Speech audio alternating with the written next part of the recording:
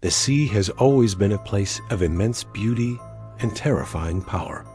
For centuries, it's been the lifeblood of trade and exploration, but it's also a place that keeps its secrets. It can swallow entire fleets, take countless lives, and leave behind mysteries that haunt us for generations.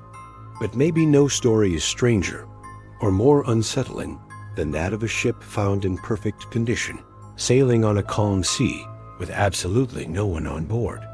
This is the story of the Mary Celeste and the day its crew vanished without a trace. In the middle of the Atlantic, on a calm day in December 1872, a ship was found sailing aimlessly.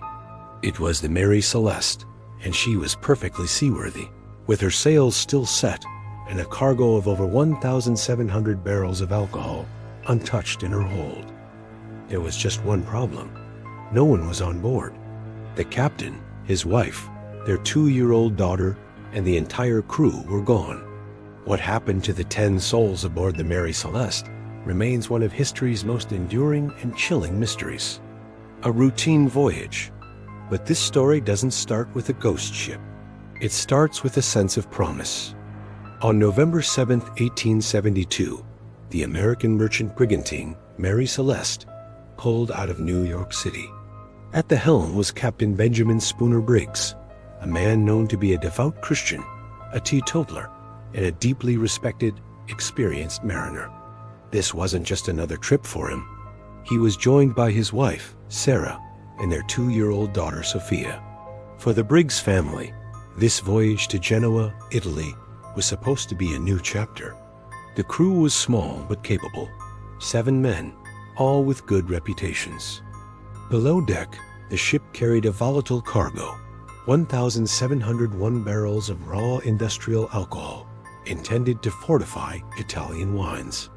As they left the harbor, there was every reason to expect a smooth journey.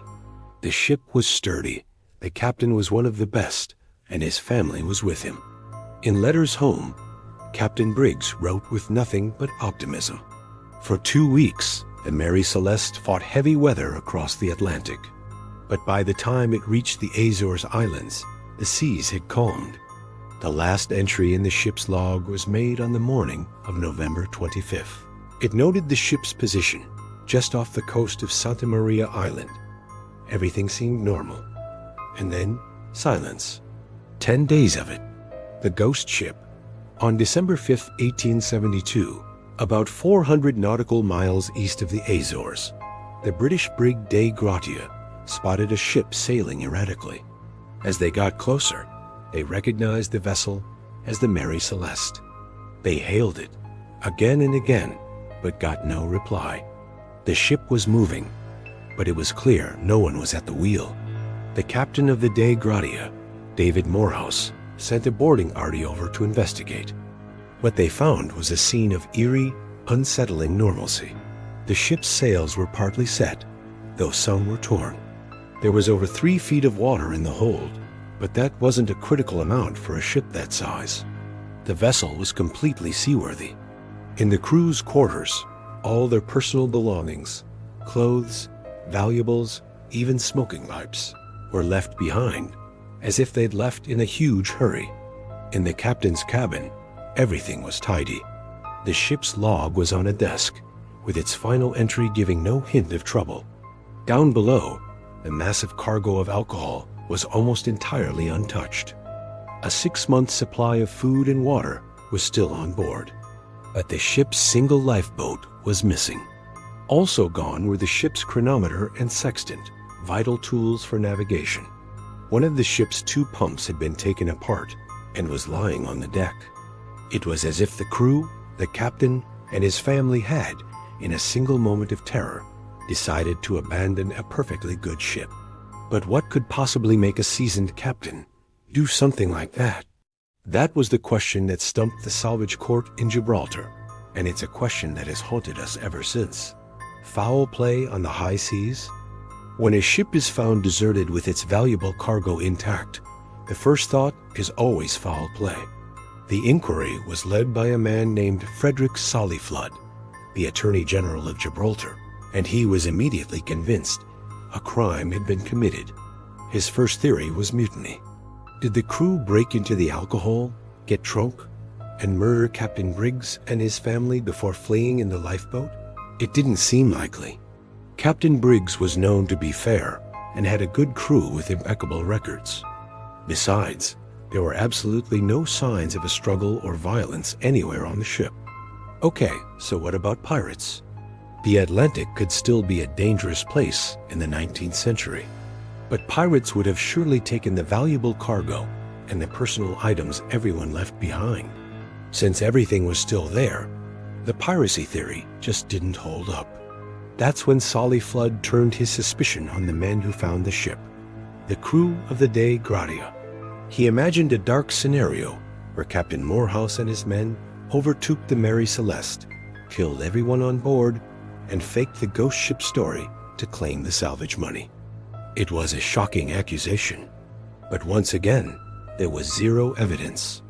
No bloodstains were found on the ship, and there was no motive strong enough for Morehouse to murder a fellow captain, who some even say was a friend.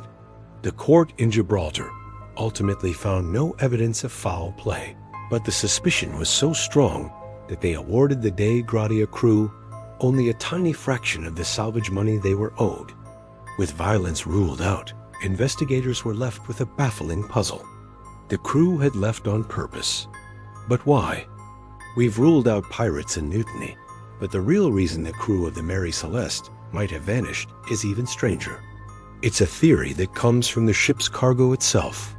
Before we get into how modern science may have finally solved this 150-year-old mystery, if you're finding this journey into the unexplained as fascinating as I do, make sure to subscribe and hit that notification bell. You won't want to miss what we uncover next. The fugitive fumes and scientific solutions. With the wilder theories dismissed, attention over the years has turned back to the ship's cargo, those 1,701 barrels of industrial alcohol. What if the real danger wasn't from outside the ship, but from deep inside it? Today, the most widely accepted theory is all about that volatile liquid. The records from the Gibraltar salvage inquiry show that 9 of the barrels in the hold were empty. These 9 barrels happened to be made of red oak, which is a more porous wood than the white oak used for all the others.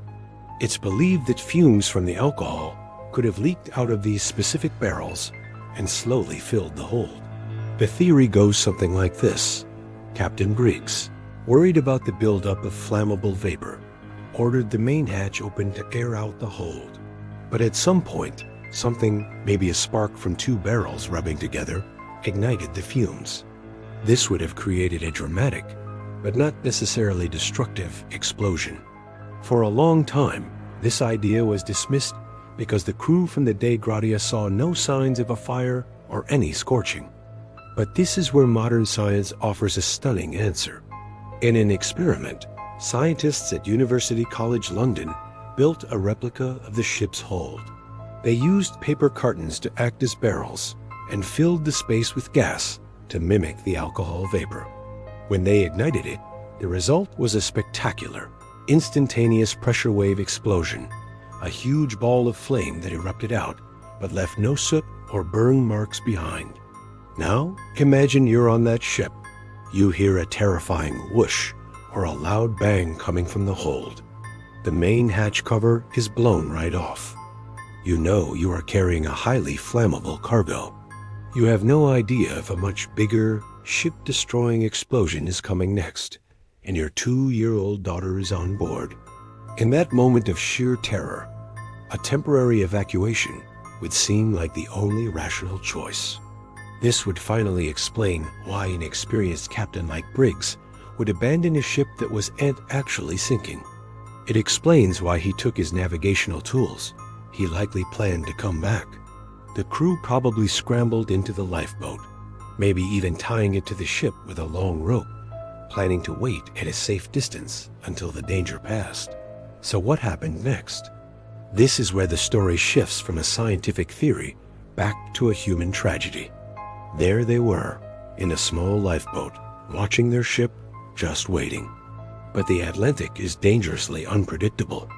A sudden squall, A snapped tow line or a rogue wave could have separated them from the Mary Celeste forever. They would have been left adrift in a tiny, open boat in the middle of a vast and unforgiving ocean. The Mary Celeste, meanwhile, would have simply sailed on, an empty vessel carrying a dark secret, until it was discovered 10 days later. We'll probably never know for sure what happened to Captain Briggs, his wife, his daughter, and his crew. Their bodies were never found. The sea has never given up its dead, but the alcohol fume theory is the most compelling explanation we have, because it's the only one that seems to fit all the strange and disconnected facts. The story of the Mary Celeste is so much more than a ghost story. It's a human story. It's about a family and a crew who faced a moment of unimaginable fear. They made a split-second decision they thought would save them, but which, in the end, sealed their fate. It's a haunting reminder that even on the calmest seas, the line between a routine voyage and an eternal mystery can be terrifyingly thin.